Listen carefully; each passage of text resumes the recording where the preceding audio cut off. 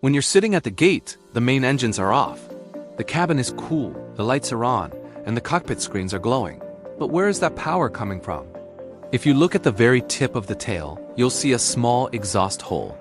Inside is a miniature, high RPM jet engine called the APU. Today, we're looking at the most overworked piece of machinery in aviation. And why without it, your flight isn't going anywhere. The auxiliary power unit is a gas turbine engine, just like the ones under the wings, but its job isn't to provide thrust. It provides pneumatics and electricity. It sucks in air from a small intake flap, compresses it, and uses it to run the air conditioning. And most importantly, to provide the high-pressure air needed to crank the giant main engines to life.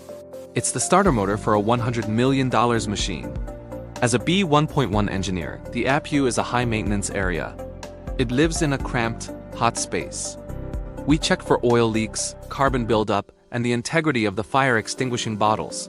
Because it runs while the crew is busy with boarding, the APU has its own auto-shutdown system.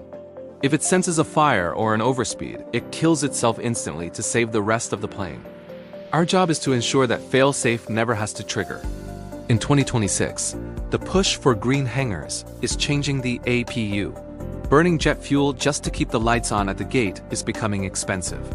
We are seeing a shift toward ground power units and even experimental hydrogen cell APUs. For the modern AME, this means learning high-voltage electrical systems alongside traditional turbine mechanics. The tail of the plane is becoming a laboratory for the future of flight.